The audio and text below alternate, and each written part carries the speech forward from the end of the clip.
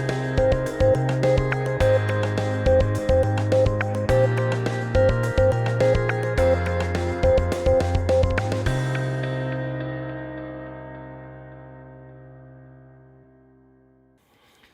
3 components of the operational cycle: system startup, where the operating system loads; operating phase, user and OS use the system; and then system shutdown, the OS unloads. So where in here are we getting errors?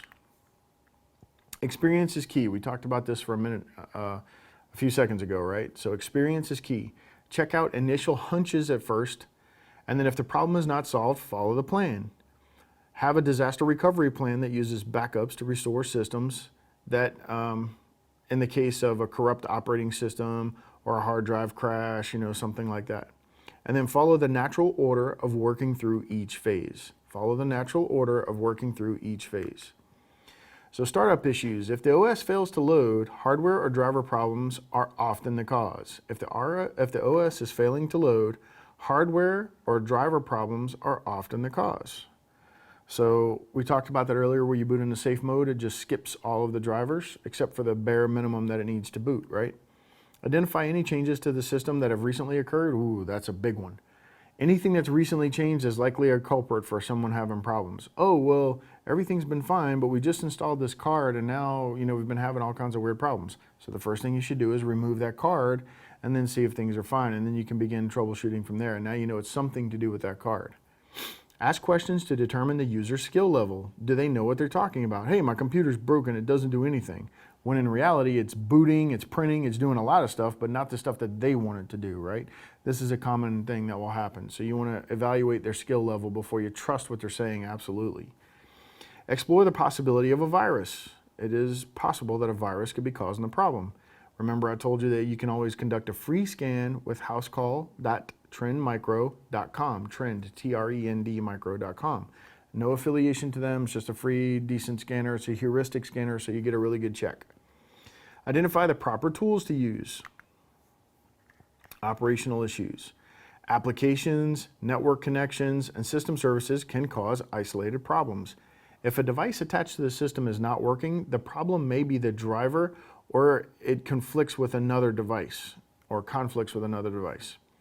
So system-wide devices or services might cause erratic problems.